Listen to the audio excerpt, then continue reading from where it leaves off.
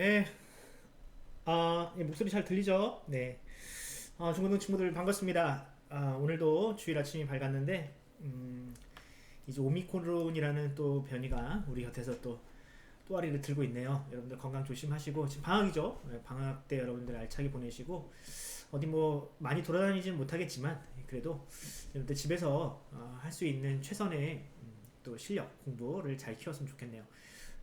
이제 날 추우니까 집에 웅크리고 있기보다는 집에서 할 수 있는 운동들 많이 있으니까 여러분들 유튜브나 이런 데 찾아봐서 건강 잘 관리하시고 하고 또 새로운 학년 또 새로운 학교에서 여러분들 새 학기를 잘 준비하는 그런 겨울이 되었으면 좋겠습니다.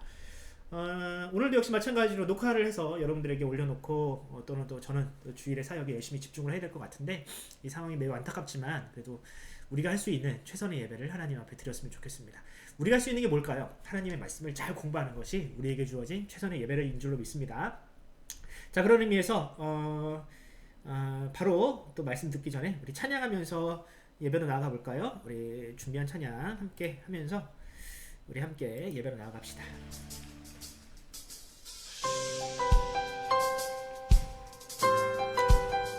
우리 한 사람 한 사람 우리 이름을 아시고 주님께서 부르셨습니다. 여러분 믿으시죠? 네.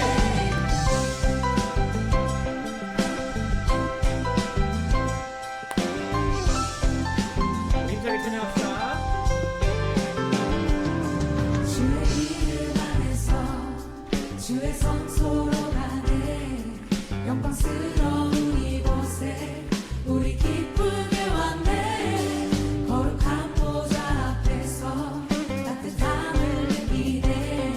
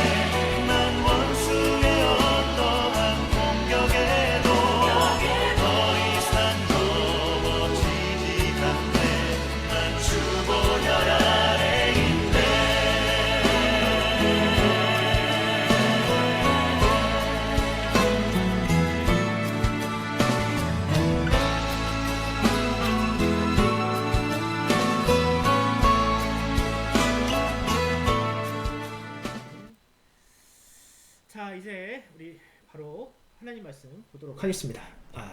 네. 자, 뭐 광고 간단하게 하자면 뭐 광고 특별한 건 없고요.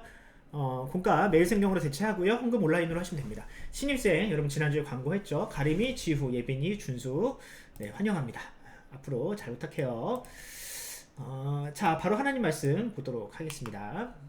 그리고 네 다음 주겠네요. 우리 아마 그 구정 때도 아마 온라인 예배를 할 텐데 그때는 아마 패밀리 예배로 드릴 것 같아요. 그래서 온 가족이 함께 드리는 패밀리 예배로 온라인으로 할 것 같습니다. 네, 이 정도 광고하겠습니다. 오늘 본문 이제 요한복음 5장입니다. 우리 지난주에 요한복음 3장을 했죠. 니고데모와의 대화를 통해서 예수님께서 거듭남에 대한 이야기를 하셨지 않습니까? 그 이야기에 이어서 이제 우물가의 여인이 나오고요. 그 우물가의 여인 이후에 38년 된 병자, 여러분들 알죠? 그 38년 동안 누워만 지내던 사람이 예수님을 만나서 이제 일어나게 된 그 이야기 이후에 나오는 이야기들을 가지고 오늘 본문을 할 겁니다. 개역개정 성경이 아니라 좀 쉬운 성경, 여러분들이 좀 이해하기 편한 내용으로 본문을 가져왔습니다. 16절부터 20절까지만 한번 보도록 하겠습니다. 제가 있습니다. 예수께서 안식일에 이러한 일을 하셨기 때문에, 이러한 일 뭐예요? 예수님께서 38년 된 병자를 안식일에 고치셨대요. 그렇기 때문에 유대인들은 예수님을 핍박하기 시작했습니다. 그러나 예수님께서는 그들에게 이렇게 말씀하셨습니다. 내 아버지께서 지금까지 항상 일하시니 나도 일한다. 이 말 때문에 유대인들이 더더욱 예수님을 죽이려고 안달하였습니다. 그것은 그분이 안식일을 범할 뿐만 아니라 하나님을 자기의 친아버지라고 불러 자기를 하나님과 동등하게 여기고 있기 때문입니다. 19절 그러나 예수님께서 말씀하셨습니다. 내가 너희에게 진리를 말한다. 아들은 어느 것 하나도 혼자 할 수 없다. 아들은 다만 아버지께서 하시는 일을 보고서야 그것을 할 수 있을 따름이다. 그것은 아버지께서 무엇을 행하시든지 아들도 행하기 때문이다. 아버지께서는 아들을 사랑하셔서 그분이 하시는 모든 일들을 아들에게 보여주신다. 너희에게는 놀랄만한 것이겠지만 아버지께서는 이보다 더 큰 일들을 아들에게 보여주실 것이다. 라는 말씀이 5장에 기록되어 있습니다. 자, 이 내용 가지고 뭔 내용인지 한번 차근차근 살펴보도록 하겠습니다. 오늘 본문이 목사님한테는 굉장히 재밌었어요. 굉장히 논리적인 흐름이 딱딱 맞아떨어지고 예수님께서 굉장히 똑똑하신 분이구나. 당연하겠지만 그런 내용을 알 수 있었거든요. 한번 보도록 하겠습니다. 자, 오늘 내용은 38년 된 병자를 일으킨 사건 다음에 나온 이야기라고 했어요. 자, 그런데 앞에서는 잘 나오지 않지만 뒤에 보면은 이 일이 언제 일어난 일이라고 그래요? 안식일에 일어난 일이라고 해요. 여러분 안식일이 뭡니까? 안식일 쉬는 날입니다. 쉽게 말하면. 그런데 유대인들한테 이 안식일은요 보다 더 궁극적인 의미가 있었어요. 굉장히 이 안식일을 중요하게 여겼습니다. 그 날에는 뭐 이따가도 얘기하겠지만 일을 하면 안 되는 날로 이렇게 알고 있었거든요. 그런데 예수님께서 이 일의 카테고리 하나에 속하던 병자를 고치는 일을 하셨으니까 이 유대인들이 예수님을 진짜 잡아먹으려고 합니다. 자, 그런데 그 전에 한번 그 앞에 있는 내용을 조금 한번 살펴보자고요. 다 알겠지만 배경이 이렇습니다. 베데스다라는 연못이 있어요. 예루살렘 안에 성문, 예루살렘 성에 여러 가지 문이 있을 거 아닙니까? 이 성이 크니까 문이 군데군데 여러 개 나 있는데 그 중에서 양의 문이라고 불렸던 문이 있었어요. 근데 그 옆에 보면은 베데스다라는 연못이 있었습니다. 베데스다. 은혜의 집이라는 뜻이에요. 그러니까 무슨 뜻이냐면 은혜가 필요한 사람들이 머무는 곳이라는 뜻입니다. 그러니까 은혜가 누가 필요해? 보통은 가난하거나 병들거나 누군가의 도움이 필요한 사람들이 은혜가 필요하잖아요. 그런 사람들이 모여든 곳이래요.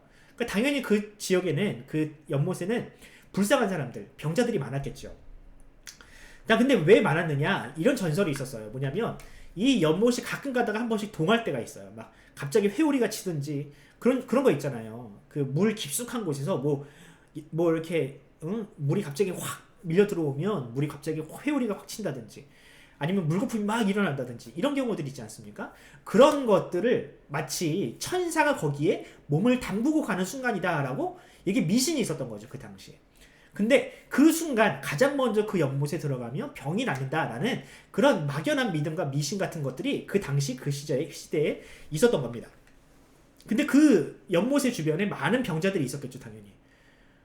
병자들이 돈이 있으면 돈을 내고 병이 나을 거예요. 그런데 그 당시 많은 가난한 사람들이 병에 걸리면 병이 나을 수 있는 방법이 없으니까 이 연못을 찾았던 겁니다. 그런데 그 중에는 38년 동안 누워만 지내던 사람이 있었어요. 나중에 이 사람이 예수님을 만나죠. 자, 예수님께서 그 병자를 향해서 묻습니다. 병이 네가 낫고 싶으니? 당신이 병이 낫고 싶습니까? 라고 물어요. 여러분, 이게 너무나도 당연한 질문 아닙니까? 병이 걸린 사람이 병이 낫고 싶지 그러면. 병이 낫기 싫어요 이렇게 말할 사람은 없단 말이죠. 자, 그런데 이 병자가 이렇게 대답합니다. 물이 움직일 때 다른 사람이 저보다 먼저 이 우물에 들어갑니다. 연못에 들어갑니다.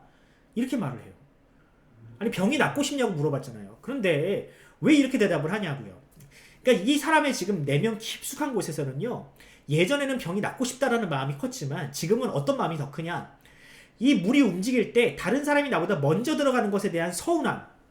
누가 봐도 내가 가장 먼저 이 우물에 이 연못에 들어가야 할 사람인데, 내가 제일 먼저 왔는데 38년 동안 나는 여기 있었는데 다른 사람이 나보다 먼저 들어가는 것에 대한 서운함이 있었고요. 두 번째, 그러니까 내 힘으로는 이 우물에 들어가지 못하니까, 연못에 들어가지 못하니까 누군가 나의 가족 혹은 내 주변의 내 친구들이 나를 이 연못에 던져줬으면 하는데 그런 사람들조차 내 주변에 없다라는 그런 서운함과 섭섭한 마음이 그 사람 가운데 있는 거예요, 지금. 무슨 말인지 알겠어요? 이 사람은 지금 병 고치는 일에 대해서는요, 이미 잊어버렸어. 서운함, 섭섭함, 외로움, 이런 것들이 이 사람 마음에 가득한 상태인 겁니다. 근데 예수님께서 그런 사람에게 병이 낫고 싶으냐라는 본질적인 질문을 하시는 거예요. 네가 지금 병이 있고 이 병이 나아야 할 텐데 어떻게 이렇게 해? 왜 자꾸 다른 사람을 탓만하고 네가 하나님께 간구해도 모자란 판에 이렇게 미신만 쫓으면서 그렇게 지금 인생을 허비하고 있느냐라는 질문을 지금 하나님께서 하시는 겁니다. 예수님께서 하시는 겁니다. 자, 여러분 다시 한번 이야기합니다. 이 사람은요, 유대인입니다. 유대인은 하나님의 백성으로서 병에 걸리거나 뭔가 안타까운 일이 생기면 하나님께 기도하면 돼요. 기도해야 되는 사람이에요. 그런데 어때요? 하나님이 아닌 무엇에 매달렸다? 미신에 지금 매달렸던 이 병자를 예수님께서는 찾아오시는 겁니다. 자, 예수님께서 그 사람에게 이렇게 말씀하십니다. 그때 예수님께서 말씀하셨습니다. 일어나서 당장 당신의 침상을 들고 걸어가십시오. 지금 이 사람은 스스로의 힘으로 그렇게 할 수 없어서 지금 여기에 있잖아요. 그런데 예수님께서 그 사람에게 말씀하신다고요. 일어나서 침상을 가지고 일어나 걸어라. 그런데 여러분, 이 병자가 이렇게 해달라고 요구한 적도 없어요. 생각해보면. 여러분들이 요한복음 5장을 읽어보면 이 병자는요, 내 병을 고쳐주세요 예수님, 당신은 할 수 있잖아요, 이런 믿음도 없어요. 그럼에도 불구하고 예수님께서 이 사람에게 이런 은혜를 주십니다. 자, 그런데 여러분, 이 장면을 통해서 여러분들은 어떤 장면이 혹시 떠오르지 않나요? 그 누군가의 요청도 없고 이 사람에게 병이 나을 만한 믿음도 없고 아무런 공로가 없는데 이렇게 지금 하나님께서, 예수님께서 은혜를 주신다고요. 저는 이 요한복음 5장에 있는 이 말씀을 통해서 이 말씀이 생각나더라고요. 창세기 1장 3절을 보면 이렇게 말씀하십니다. 하나님께서. 그때 하나님께서 말씀하셨습니다. 빛이 생겨라. 빛이 있으라. 그러나 어떻게? 빛이 생겼다. 요한복음 5장에서 병자, 아무것도 할 수 없고 아무런 능력도 없는 이 병자, 그냥 어둠이나 마찬가지인 이 병자에게 예수님께서 일어나 걸어라 라고 말씀하신 것과 피조물들이 우리 좀 생겨나게 해주세요, 우리를 좀 창조해주세요 라고 부탁하지도 않았는데 하나님의 말씀으로 일방적으로 빛이 있으라 라고 말씀하셨던 이 하나님의 명령이 동일하게 느껴지지 않나요? 네, 지금 예수님은요, 마치 창조 사건과 연관되는 그런 의미와 무게감이 있는 그런 일들을 지금 요한복음에서 재현하시는 겁니다. 과거 하나님께서 천지를 창조하셨던 그 사건을 지금 이 38년 된 병자에게 다시 재현하고 계시는 거라. 그런데 문제는 뭐냐? 이 일이 언제? 안식일에 있었다라는 겁니다. 굉장히 축하받을 일이잖아요, 여러분. 38년 동안 누워 지내던 사람이 가족도 다 그 사람을 포기하고 그냥 누군가를 미워하고 저주하고 원망만 하던 이 사람이 갑자기 일어나 걷기 시작을 했어요. 그런데 모든 사람이 축하해 줄 법한 이 일이 안식일에 있었다는 이유로 사람들이 태클을 걸기 시작합니다. 근데 안식일에 그런 일이 있으면 안 돼요, 여러분? 안 되나? 안식일에 좋은 일이 있으면 더 좋은 거잖아요. 그런데 그 당시 유대인들한테는요, 이게 안 되는 일이었다는 거예요. 그러면 안식일에는 병 고치면 안 됩니까? 아니요, 병 고쳐도 되는데 아주 긴급한 상황, 정말 생명이 까딱까딱하면서 금방 중이라도 죽을 것 같은 사람을 고치는 건 문제가 안 돼요. 그런데 이 당시 유대인들은 그런 신중한, 그런 어떻게 막 진짜 죽을 것 같은 그런 위중한 상황이 아니면 병을 고치는 일은 안식일에 최대한 지양해라라는 그런 사회적인 합의 혹은 랍비들의 가르침이 있었습니다. 이상하지 않아요, 여러분? 그런데 그들이 그렇게 말하는 이유가 있어요, 성경이. 그들은 성경을 이런 식으로 해석을 하는 겁니다. 구약 성경에 보면 안식일과 관련된 하나님의 명령이 두 가지가 나옵니다. 네. 예, 다음 페이지. 미안해요. 자, 그게 뭐 어때서 38년 된 병자가 걷는 일이 안식일이라는 일은 왜 문제가 생기느냐?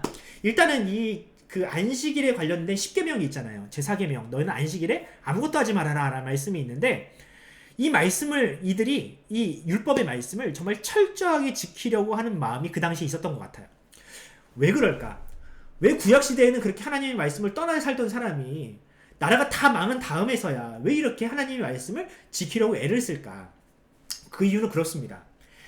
구약의 선지자들이 이렇게 이 예언을 하고 또 이스라엘 백성들을 향해서 경고를 한 내용들이 있어요. 어떤 말씀이냐? 대표적으로 말라기 말씀이 있는데 말라기 3장 7절을 보면 너희 조상 때부터 너희는 내 규례를 따르지 않고 지키지 않았다.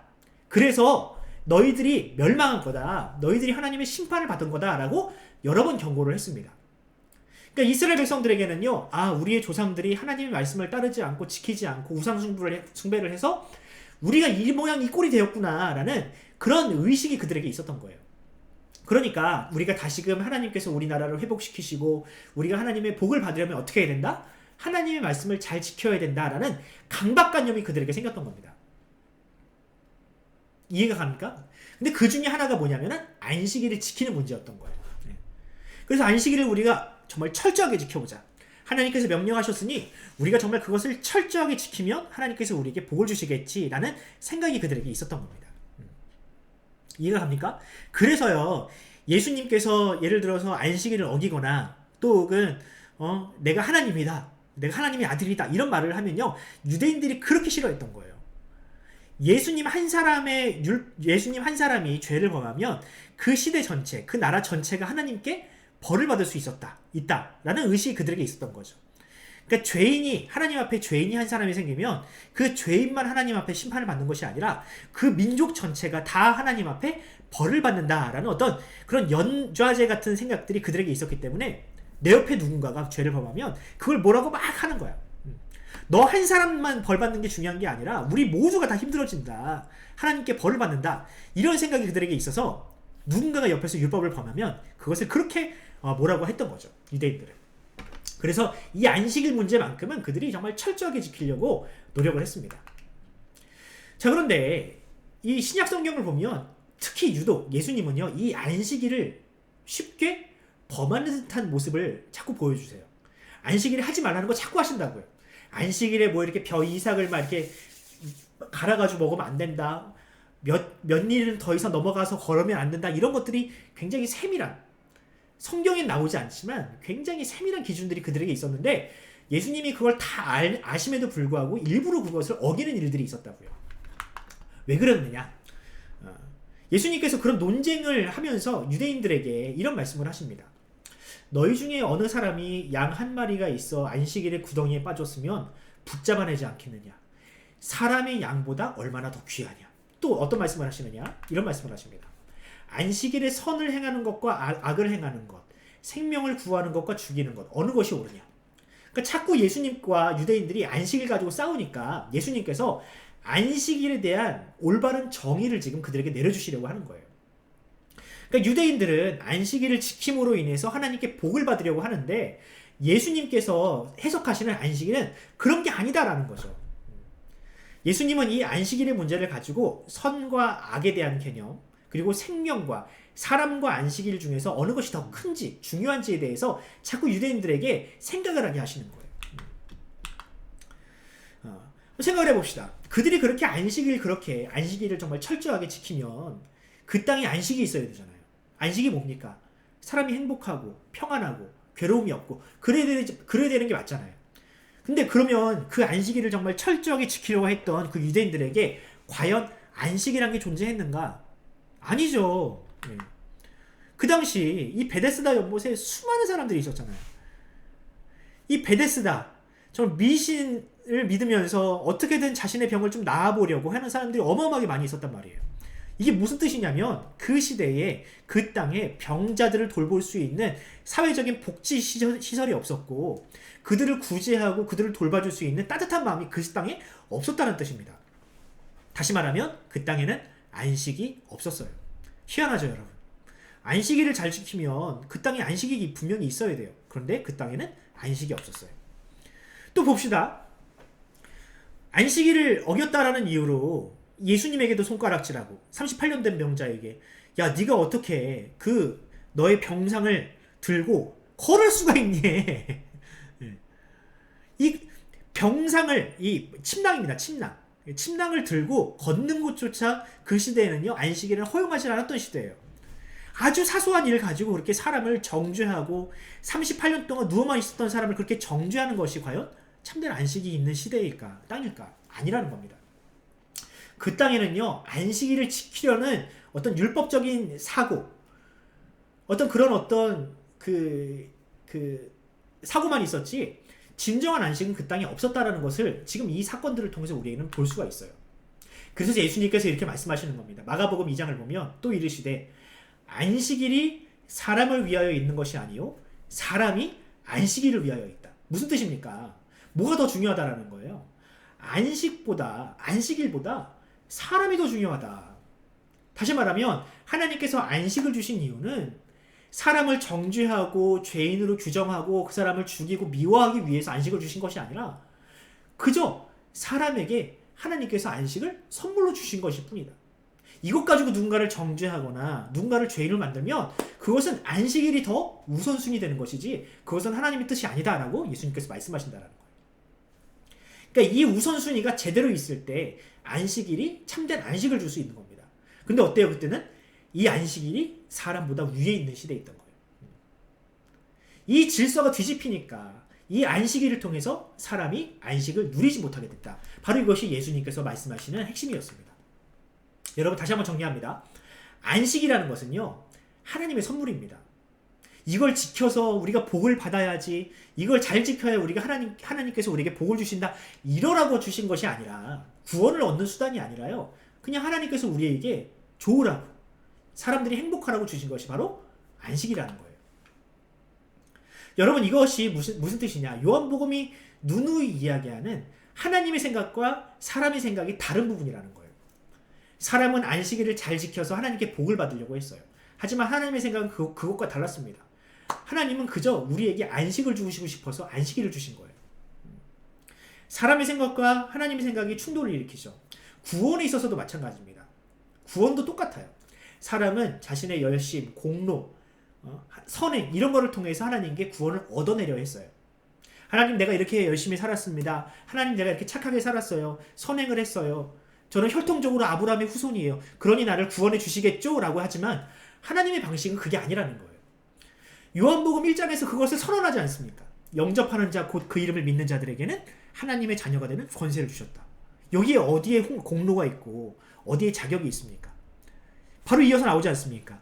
이는 혈통도 안 되고 육정도 안 되고 사람의 뜻이 아니다. 사람은 이런저런 방식으로 구원을 시도하지만 그게 아니라는 거예요. 하나님의 방식은 뭐예요? 영접하는 것. 그 이름을 믿는 것이 하나님의 백성, 곧 구원을 얻는 방식이라고 이렇게 정해놓으셨다는 거예요. 어떤가요, 여러분? 구원에 이르는 방법에 있어서나 또 안식일을 지키는 방식에 있어서나 하나님의 생각과 사람의 생각이 너무나도 다르죠. 예수님이요 지금 이걸 바로잡고 싶으신 거예요. 자꾸 안식일에 이것저것 규정을 만들어가지고 지켜야만 된다 이렇게 강요하는 세상을 향해서 그게 아니다. 안식은 하나님께서 그러라고 주신 것이 아니다 라고 지금 말씀하고 싶으신 거예요. 자 그래서 예수님은요 이제 이 안식일에 대한 이야기를 하면서 갑자기 하나님을 아버지라고 부르십니다. 그러면서 하나님과 자신 그러니까 하나님과 예수님이 무언가 특별한 관계가 있음을 지금 이야기하시려고 해요. 자, 우리는 이 예수님의 설교를 통해서 예수님이 어떤 부분을 발견하게 되는지 한번 볼게요. 예수님께서 이 안식일 가지고 자꾸 태클 거는 유대인들을 향해서 이렇게 말씀하십니다. 제일 먼저 말씀하신 게 이거예요. 내 아버지께서 일하시니 나도 일한다. 와, 이 무슨 말인가? 여러분 이게 어렵죠? 근데 쉽게 생각하면 좋습니다. 자, 일을 한다, 일을 하지 않는다. 이게 무슨 뜻이냐면 일을 하는 것은 안식이 없다는 뜻이고요. 일을 하지 않는다라는 것은 안식이 있다는 뜻이에요. 그런데 아버지께서 하나님께서 뭐 하신대요? 지금 일을 하신대요. 하나님이 일을 하신대요. 다시 말하면 하나님에게는 지금 안식이 있어요, 없어요? 하나님에게는 지금 안식이 없어요. 그런데 그런 하나님께서 일하시는 것처럼 나도 일한다. 다시 말하면 나에게도 지금 안식이 없는 상태다라고 말씀하시는 거죠. 하나님과 자신을 지금 동일한 선상에서 놓고 이야기를 하십니다. 왜 이런 말씀을 하시는지 좀 볼게요. 그러면 이 세상에 안식이 있었습니까? 라는 질문에 예, 있었어요. 언제냐? 하나님께서 이 세상을 창조하시고 죄가 일어나기 전 아담과 하와가 죄를 범하기 이전에는요, 이 땅에 안식이 있었습니다. 볼게요. 창세기 2장을 보면 하나님이 그가 하시던 일을 7째 날에 마치시니 그가 하시던 모든 일을 마치시고 7째 날에 뭐 하셨대요? 안식하셨대요. 아직 이 땅에 죄가 일어나지 않은 완전한 세상을 창조하신 이후에는요, 하나님이 비로소 안식을 하셨대요. 그리고 그 안식을 거룩하고 복되게 하셨대요. 이는 하나님이 창조하시며 만드신 모든 일을 마치시고 그날에 쉬셨다, 안식하셨다라고 합니다. 이때까지는 안식이 있었어. 하나님이 이때까지는요, 안식이 있으셨다고요. 자, 그런데 이 이후로 창세기 2장 후반부에 어떤 사건이 터집니까? 바로 사람이 죄를 범해요. 죄를 범합니다. 그래서 하나님의 안식이 깨져버렸어요. 하나님의 안식이 깨지고 이 하나님께서는요, 이 죄로 인해서 무너져버린 이 세상을 지탱하기 위해서 끊임없이 일하시고 다시금 이 세상을 향해서 세상에 구원을 주시기 위해서 하나님은 끊임없이 일을 하셔야만 했습니다. 아브라함을 선택하시고 아브라함과 사레를 선택을 하시고 그에게 아들을 주시고 다 이것이 하나님의 일이거든요. 하나님이 안식하지 못했다는 뜻이에요. 자, 그러다가 하나님께서 다시금 안식과 관련된 말씀을 하시는데 그게 언제냐? 출애굽기 20장입니다. 출애굽기 20장을 보면 그러니까 10계명의 제4계명 안식일과 관련된 계명을 주시는데 이렇게 말씀하십니다. 안식일을 기억하여 거룩하게 지키라. 엿새 동안은 힘써 내 모든 일을 행할 것이니 7째 날은 내 하나님 여호와의 안식일인즉 뭐하래요? 아무 일도 하지 말아라. 이렇게 말씀하세요. 하나님께서 안식하셨다는 말을 쓰면 여기 없어요. 그냥 과거에 7째 날에 쉬셨다라는 말을 하지 지금 하나님께서 쉬고 계신다 이런 말을 안 해요.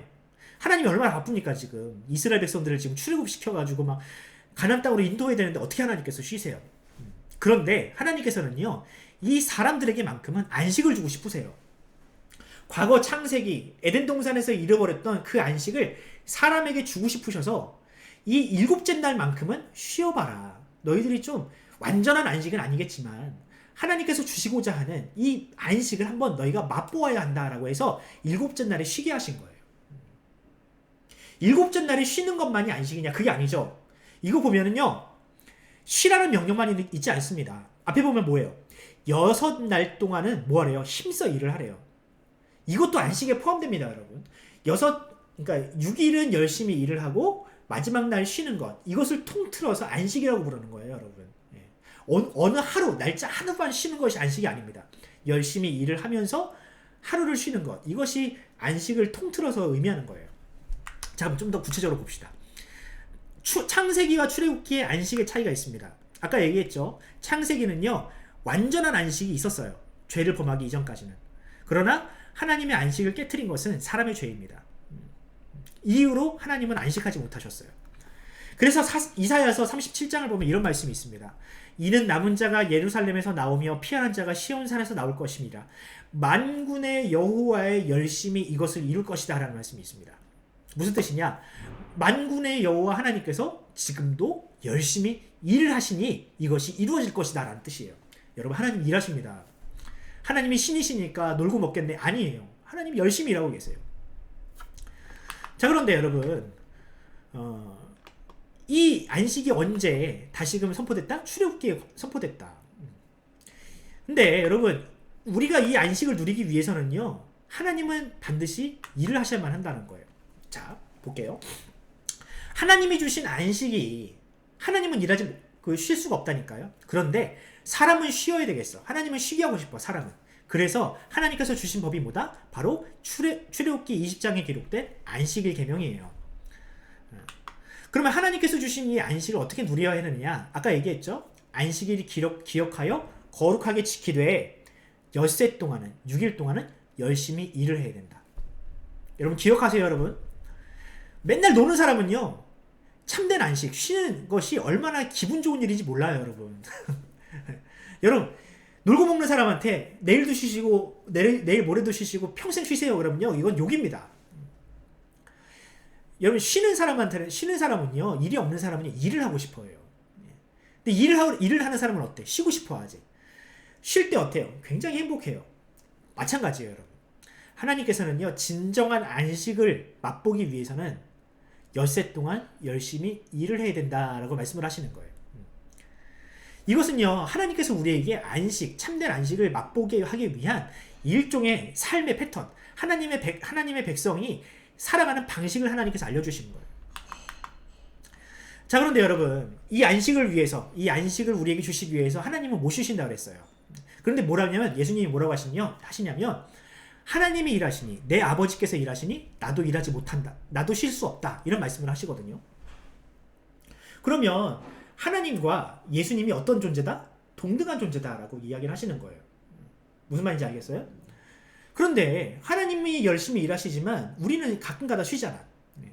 그러니까 하나님은 일하시되 우리는 쉴 수 있는 거예요. 하나님은 못 쉬셔. 이 세상이 끝나는 그날까지 하나님은 절대 쉴 수가 없습니다. 자, 그런데 이것을, 하나님이 일하시는 것을 왜 예수님이 자신에게 자신에게 대입을 하느냐? 예수님은요, 이제 이 안식일에 관련된 이야기를 하면서 동시에 하나님과 자신의 관계에 대해서 이야기하고 싶으시는 거예요. 그러니까 안식일 가지고 첨예한 논쟁을 하다가 예수님께서 논점을 확 바꿔버리시는 거죠. 내가 하나님의 아들, 독생자, 곧 메시아, 그리스도라는 사실을 이제 이야기하시려고 논점을 전환하십니다. 자, 볼게요. 안식일에 관련된 이야기를 하고 계세요, 지금. 그러다가 안식일에 일하시는 하나님에 대해서 이야기를 하죠. 그러다가 어떻게? 하나님의 아들이신, 하나님과 동일한 자신에 대한 이야기를 이제 하려 하시는 거예요. 논점이 계속 바뀌고 있어요. 자, 뭐라고 하시느냐? 아들이 아버지께서 하시는 일을 보지 않고는 아무것도 스스로 할 수 없나니 아버지께서 행하시는 그것을 아들도 그와 같이 행하느니라. 자, 이게 무슨 뜻이냐면요, 그 당시에는요, 아버지의 일이 곧 나의 일이었어요. 아버지가 목수면 나도 목수를 해야 돼. 아버지가 랍비면 나도 랍비가 돼야 되는 거예요. 아버지가 어부면 나도 어부를 하는 게 맞아요. 그 시대에는 그렇게 살았어요. 근데 아들이 목수나 혹은 어부의 일을 하기 위해서는 어떻게 해요? 아버지가 하시는 일을 봐야 되거든요. 아버지가 어떻게 일을 하나, 아, 저 때는 저렇게 하는구나, 아, 저 때는 저렇게 해야지 되는구나 라는 것을 눈으로 보고 그것을 알게 되거든요. 그러니까 그런데 만약에 아버지가 그런 일을 가르쳐주지 않으면 아들이 스스로 그것을 체득하려면 너무나도 어려운 일이에요. 불가능해요, 거의. 마찬가지로 예수님께서는 지금 하나님께서 하시는 일과 자신이 지금 하는 일에 대해서 지금 동일하다. 이것은 아버지께서 하셨던 일이고 고로 나도 그 일을 할 수 있다, 해야 한다 라는 말씀을 하시는 겁니다. 자, 이 말이 어렵죠? 넘어가 볼게요. 예수님께서 지금 38년 된 병자를 고치셨잖아요. 그죠? 그 사건이 지금 하나님과 연관이 있다는 이야기를 하고 싶어 하시는 거예요. 볼게요. 그러면 하나님께서 38년 된 병자를 고친 예수님의 일과 과거 하나님께서 하셨던 일의 연관성을 한번 보도록 하겠습니다. 하나님께서 사람의 질병을 고친 사건들, 구약만 찾아보면 굉장히 많아요. 다 다를 수가 없어. 대표적으로 4가지만 볼게요. 자, 볼까요? 아브라함의 아내였던 사라가 불임이었죠. 아브라함이 불임은 아니었습니다. 아브라함은 다른 여자를 통해서 많은 아들을 낳았거든요. 누가 문제였느냐? 사라가 문제였어요. 자, 그런데 창세기 20장을 보면 하나님께서 사라의 임신을 허락하시고 사라의 태문을 여시고 그로 하여금 아들을 낳게 하십니다. 하나님께서 이 사라를 고치신 거예요. 일종의 불임을 고치신 거예요. 그죠? 불가능한 일을 지금 가능케 하신 거잖아요. 또 민수기 12장을 보면 모세의 누나였던 미리암이 모세를 계속해서 간섭하고 하니까 하나님께서 이 미리암에게 피부병, 문둥병을 들게 하십니다. 그리고 7일 만에 그것을 낫게 하시는데 이것도 역시 마찬가지로 하나님께서 병자를 고치신 사건이에요. 또 어떤 일이 있습니까? 민수기 21장을 보면 하나님께 불평을 하고 모세를 원망하던 사람들에게 하나님께서 불뱀을 보내세요. 그래서 뱀에 다 물려 죽게 하시거든요. 그런데 이 모세가 하나님 살려주세요 라고 하니까 하나님께서 그들의 병을 고칠 수 있는 방법을 하나 알려주시는데 그게 뭐다? 못뱀을 하나 만들어서 그것을 보는 사람은 살 것이다 라는 일종의 치유 사건을, 기적을 하나님께서 만들어주세요. 이것도 하나님의 치유 사건입니다. 또 뭐가 있습니까? 열왕기상 17장을 보면 엘리야가 과부의 아들, 죽었던 과부의 아들을 살려내는 사건이 기록되어 있어요.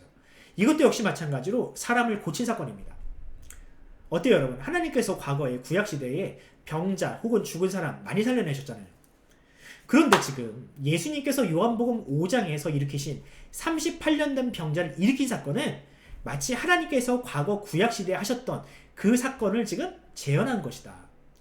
나는 하나님의 아들로서 하나님이 보여주신 사건, 하나님의 기적을 나는 지금 보고 따라했을 뿐이다 라고 지금 예수님께서 말씀하시는 겁니다. 이해가요 여러분? 그러니까 유대인들이 반박을 못하는 거예요. 왜? 자기들은 못하거든. 하나님의 백성이라고 하면서도요, 자기들은 그 38년 된 병자를 낫게 할 수 없거든요. 자기들은 죽은 자를 살려낼 수 없거든요.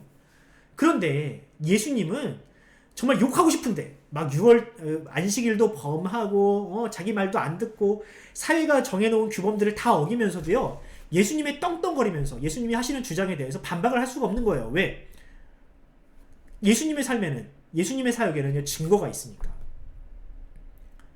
그들은요, 유대인들은요, 안식일을 범하면 안 된다, 안식일엔 이런저런 일을 하면 안 된다라고 하면서도요, 그들 삶 가운데는 안식이 없었는데 예수님 걸 따라다니고 예수님 주변에서는 병이 낫고 죽은 자가 일어나는 이런 하나님이 역사하시고 하나님께서 함께 하시는 그런 안식이 예수님 주변에서는 일어나고 있거든요.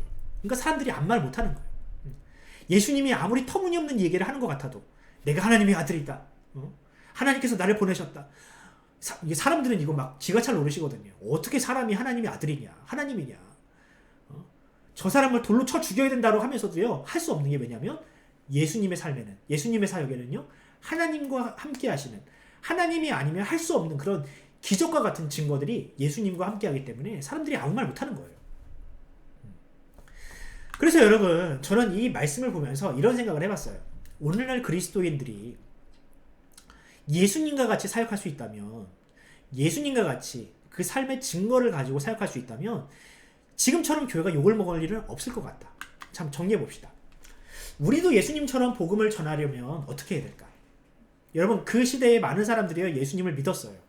예수님이 내가 하나님의 아들이다, 하나님께서 나를 보내셨다, 이런 터무니없는 것 같은 주장을 할 때에도 사람들이 예수님의 그 증거, 예수님의 복음을 믿었던 이유는요, 바로 이런 것들 때문에 그렇습니다. 첫 번째, 맹목적인 신앙이 아니라 성경과 복음을 논리적으로 설명할 수 있다면 아마 우리도 지금 이 교회, 한국교회도요, 사람들에게 보다 더 큰 신뢰를 얻을 거예요. 이게 무슨 뜻입니까, 여러분? 많은 사람들이 교회를 다니면서요, 왜 예수를 믿어야 하는지, 우리가 어떻게 구원을 받는지, 과연 하나님께서 우리를 위해서 하신 일들이 무엇인지 논리 정연하게 설명해 보시오라고 하면 잘 못해요. 마치 그런 것과 비슷하죠.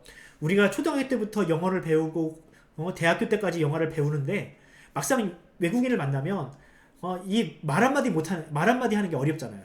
마찬가지, 우리도 그렇잖아요.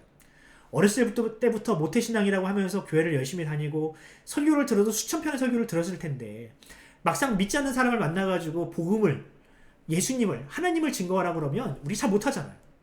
왜 그러냐면요, 우리가 너무 듣기만 해서 그래요. 신앙생활을 하면서요, 우리가 그냥 가만히 앉아가지고 주일에 예배만 나와가지고 그냥 가만히 앉았다가 꾸벅꾸벅 졸고 가면 그것이 우리가 신앙생활을 다 하는 걸, 그렇게 하는 것이 잘하는 것이라고 생각을 해요. 근데 그게 아니라는 거예요, 여러분. 예수님은요, 이 세상에서 그렇게 사역하지 않으셨어요. 예수님은 치열하게 논쟁하셨습니다. 안식일과 관련된 치열한 논쟁을 예수님은 사람들과 하셨어요. 그들이 가지고 있는 잘못된 사고방식과 신앙, 이런 것들을 예수님은요, 논쟁을 통해서 척 깨부수셨어요. 그렇게 하는 거 아니다, 신앙이란 이런 것이다, 복음이란 이런 것이다, 예수님은 논증하시고 변증하셨어요.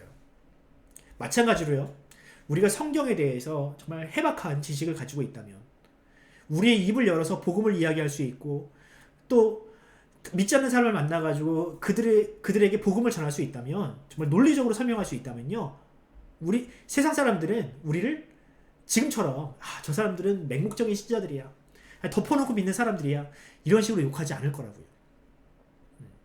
이 교회 이미지가 어떻습니까?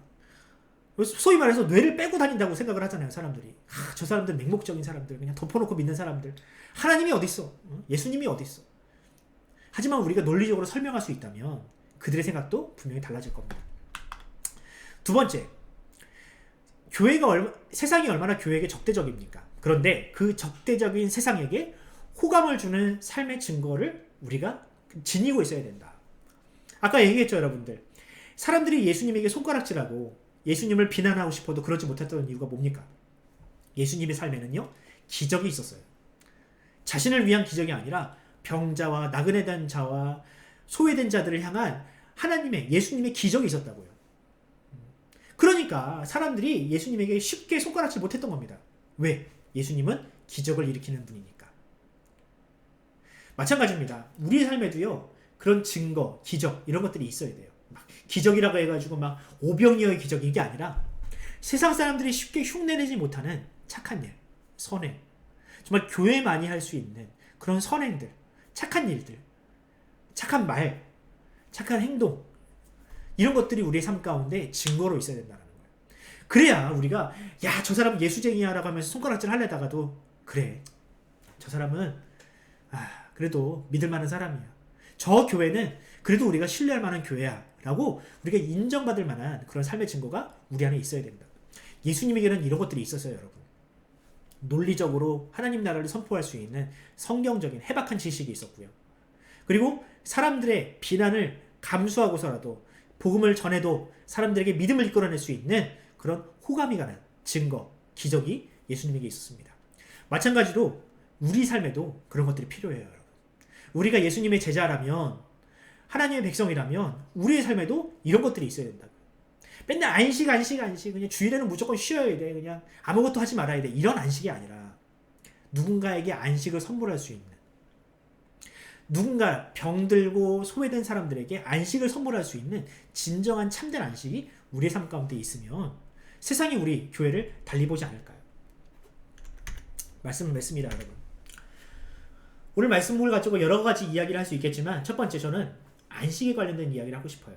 여러분, 안식이라는 것은요, 안식일에 국한된 것이 아닙니다. 안식은 하나님께서 우리 인생에게 주신 삶 전체에 포괄적으로 주신 하나님의 선물이에요. 최고의 선물이에요. 여러분, 그 천지창조 때 가면 갈수록 고차원적인 선물이 하나님께서 이 세상에게 주셨잖아요. 점점 가면 갈수록 복잡하고 또한 가치가 높은 그런 것들이 창조됐잖아요. 그런데 가장 나중에 하나님께서 가장 마지막에 창조하신 게 뭐예요? 제7일째 마지막으로 주셨던 그 안식이 사람에게 주시고자 했던 가장 가치 있는 선물이라고요. 사람이 마지막이 아니에요, 여러분. 안식이 마지막이에요. 그 안식을 누구에게 주셨다? 사람에게 주셨어요. 여러분, 이 안식을 주신 하나님께 감사하는 마음으로 사는 것이 우리 신자들의 이 그리스도인들의 신앙생활입니다. 어떻게 살면 이 안식을 최선의 을 다해서 살 수 있을까? 우리에게 주신 이 안식을 가장 잘 누리는 방식이 뭘까? 출애굽기 말씀. 엿새 동안 열심히 일을 하는 것. 다시 말하면 우리의 삶에 최선을 다하는 것. 그리고 하나님께서 주신 선물들, 그것이 안식일이 됐든 구원이 됐든 그 모든 것들을 잘 누릴 수 있는 것. 그것이야말로 하나님께서 우리에게 주신 안식의 참된 의미입니다. 그러니까 여러분, 최선을 다해서 사셔야 돼요.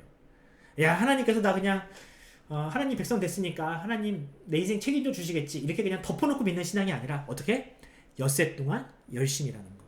내 주어진 삶에서 나에게 주어진 영역에서 최선을 다하여 사는 것. 그것이 공부면 공부, 일이면 일, 최선을 다하는 것이야말로 하나님께서 우리에게 주신 안식을 가장 잘 활용하는 방식입니다.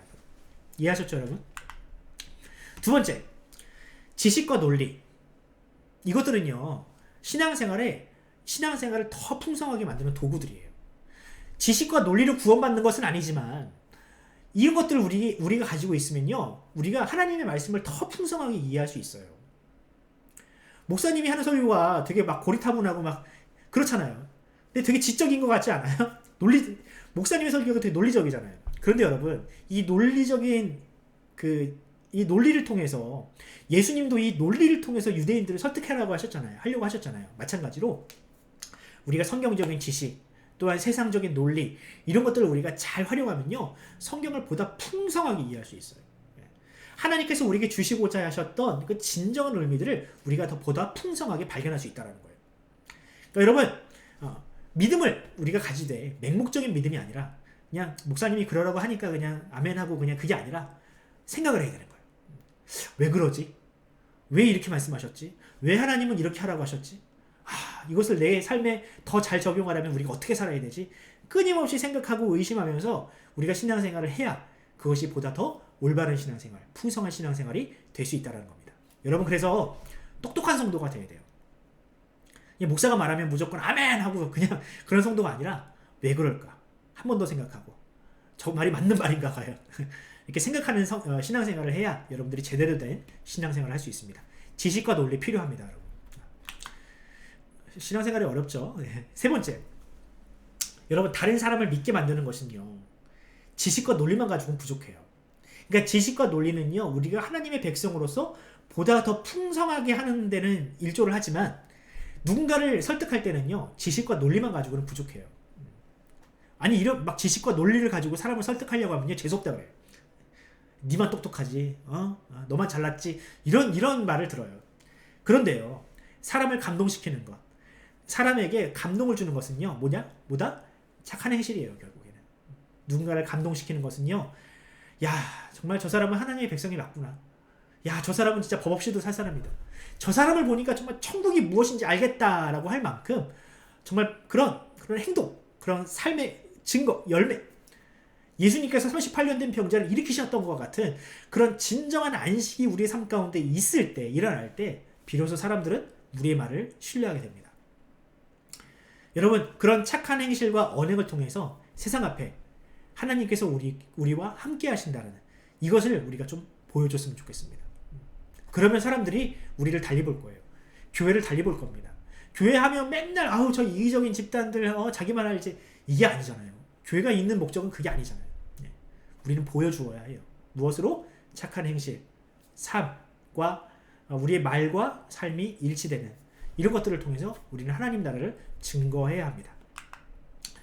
알겠죠 여러분? 이렇게 해서 오늘 말씀을 마치도록 하는데 어떤 찬양을 할까 고민을 하다가 이 찬양을 한번 골라봤어요. 우리의 삶, 하나님께서 우리에게 주신 이 삶, 이런 것들을 우리가 한번 되새기기 위해서 이 찬양 한번 불러보도록 하겠습니다. 날마다 숨쉬는 순간마다 함께 찬양합시다.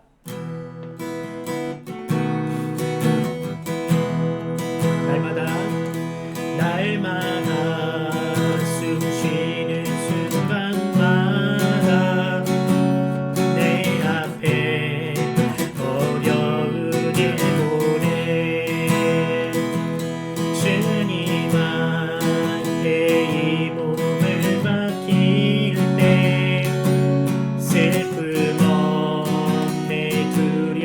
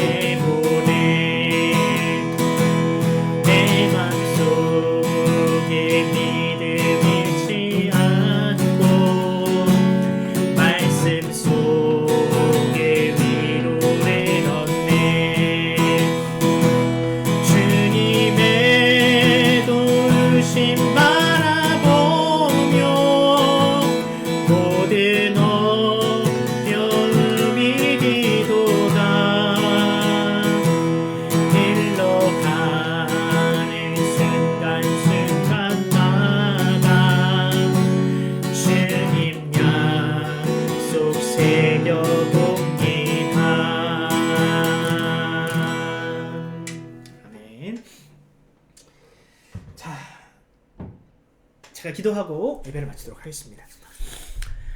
하나님 아버지 은혜를 감사합니다. 이 복된 주일에 우리에게 하나님 앞에 예배로 나아갈 수 있는 그런 중심을 우리에게 허락하심을 감사합니다.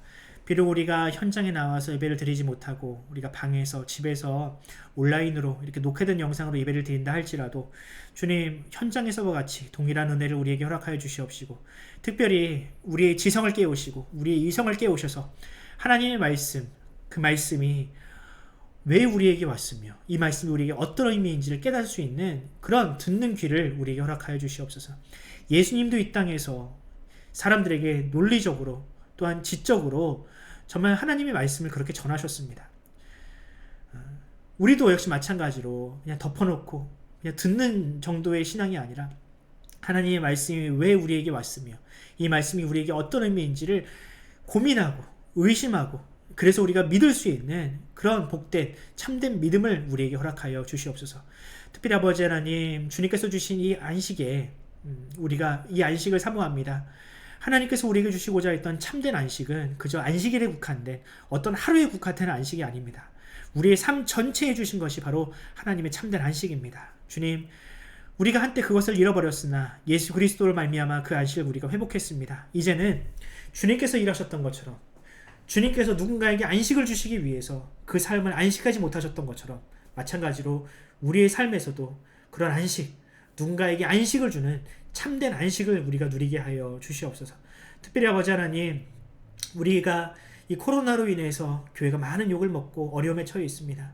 하지만 그럼에도 불구하고 정말 우리가 상식적이고 이성적인 우리가 신앙생활을 하고 누군가에게 우리의 삶의 증거와 착한 모범적인 삶을 우리가 세상 앞에 보여줄 수 있다면 우리가 잃어버렸던 세상을 향한 우리의 신뢰도 회복하게 될 줄로 믿습니다. 주님, 우리에게 그런 믿음과 착한 삶의 열매를 우리에게 허락하여 주시옵소서.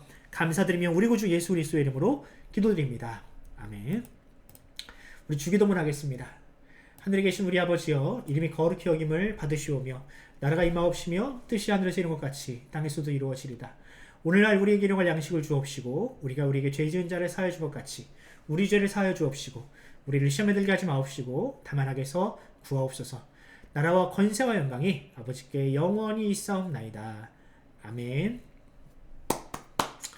여러분, 좀 어려운 설교일 수 있겠지만 여러분들의 이성과 여러분들의 배움이라면 충분히 이해할 거라 믿습니다.